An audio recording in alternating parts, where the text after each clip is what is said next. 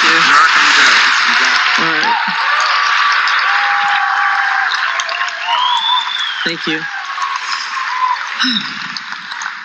So in January 2017, I was driving back to my little house in rural Maine from the airport, and I just come from Washington, D.C., from the inauguration protests and the Women's March.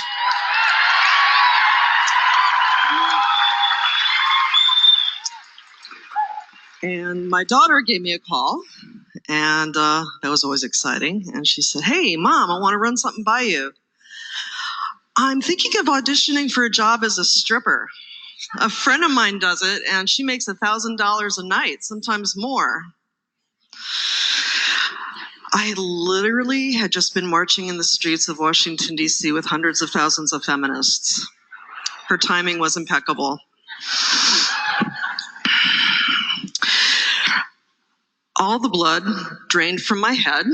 I didn't know how to speak any longer, and I just sort of listened and managed to, how did this come about, honey? And finally she got off the phone, and I was so grateful, and I am never grateful for her to get off the phone. I miss her so much sometimes I can barely breathe.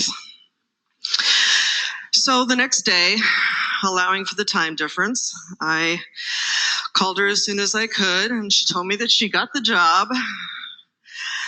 And I began to prattle on about all the risks that she was taking, how she would hate men, she would hate herself, she would become a drug addict, she would never be a functional human being ever again. And she said, is this the mom that's a feminist? Is this the mom that raised me to be pro-choice and have my own agency and take care of myself and be proud no matter what I do? Is this that mom? Oh my God, she had me. Okay. So all I could do, though, was think of the fears that I was having. And the fears included when I was a graduate student in Washington, D.C., in women's studies, attended a couple of women against pornography classes or groups. And the women there didn't think there was anything that remotely resembled consensual pornography. That was long before the Me Too movement. My fears brought me back to living in Hell's Kitchen in 1986 and 1987, and walking down 43rd Street and 42nd Street back and forth from the train, passing houses of pornographic theaters and sex shops and strip clubs. I imagine the women inside being withered and drug-addled, and God knows who is taking advantage of them. And I was afraid. I was afraid for myself. Walking those streets was no fun, even though as a 20-something boyish-looking lesbian, I was pretty much invisible. But I couldn't get it out of my head that she was deciding to do this and talking about feeling empowered, for God's sakes.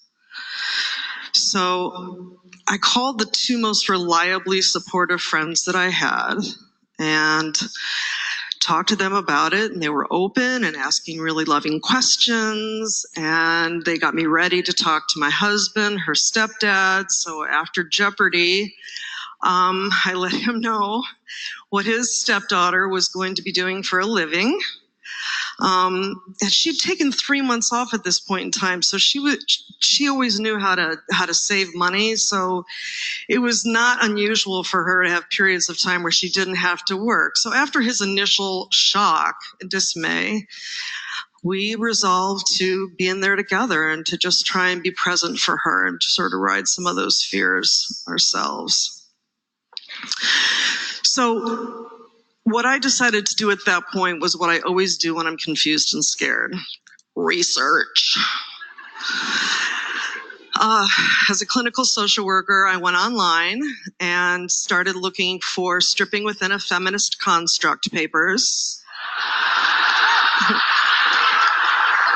Spoiler alert, 0. Yeah. I carefully sidestepped the flotsam and jetsam of the internet, read porn. And I devoured, very gratefully, a website called Jack the Stripper and downloaded her pamphlet, How Not to Be an Asshole at a Strip Club. And then I realized I needed to go to a strip club myself. So I needed to get my car serviced, and I had a Friday afternoon available, so I went to the Gold Room in southern New Hampshire, and I was loaded with 1s and 5s and lots of research questions. And I sauntered in the room with a new spring coat and was pretty sure that I was the only woman of a certain age that had ever been there. Those women were so patient with me. I asked them lots of questions like, what do you like about your job? What do you like least about your job? What kind of music do you like to dance to? Do you consider yourself a feminist? Have you ever thought of unionizing the club? Once they were pretty sure that I wasn't out to save them from themselves, they put up with me, and I got out of there after a couple of hours and not feeling very satisfied and still feeling somehow I was lacking experience. I was so scared still. My husband was being great. My friends were being great. My daughter had said, tell anybody you want, but I was afraid. I was afraid of their reactions. I was afraid of their judgments. I was afraid for her because stripping, I know, can lead to prostitution. It can lead to human trafficking, and it can lead to drug abuse. It can lead to all these things. And the truth be told, I thought about these things on the daily. And I was also afraid that people thought I was co-signing this behavior because I was in denial, which I was not. So then I realized I needed to see where she was working. So with her blessing and 5s and 10s and a brand new outfit to show respect, I made my way to the glass center stage where my one and only was holding court. Within a few seconds, looking around, it was pretty swanky. Okay, we can do this. I heard from across the room, that's my mom.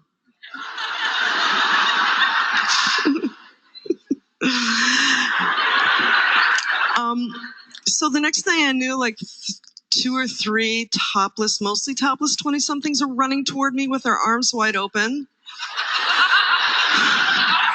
I sort of looked like Jackie Gleason on crack. I'm trying to contort myself so that I wasn't looking in the wrong places. One of the young women said, I wish my mom would be supportive like this. But was I being supportive? Or was I being creepy and controlling? Was I being a boundaryless voyeur? Was I somebody who had once disdained strip clubs and now was feeling like I could be a consumer? I watched the women work that night, including my daughter, for a few hours. I got there at about midnight, which is like usually 5 hours past when I go to sleep. And they were confident. They ruled the room. They knew what they were doing. And as I sat there trying to save my seat at the bar between drinking too much and embarrassing my daughter, as usual, or making sure the bartender was getting paid properly, I realized I wasn't ashamed, and I wasn't embarrassed. I wasn't afraid. I realized I had raised a take no prisoners feminist as well. And it brought me back to when she was a little baby, and I was holding her in my arms. The night after I had delivered her, it was just she and I. She's like 8 pounds. I was looking at her, I was like, dude, I'm so sorry for what I'm about to do, to screw you up. I realized when I was watching that all the feelings I'd ever had for her, all the love, all the passion, all the intensity was never really about her. And that night in that room, as well as in the room at the hospital, I knew that I would love this person more than I've ever loved anybody else in my entire life, with passion and into perpetuity. 3 a.m, over pancakes, her treat, as she regaled stories of the evening, I was just in marvel at how strong she is and how she was in command of her life. And I wasn't always going to understand it, but I was and still am goddamn glad when she lets me in. Thank you.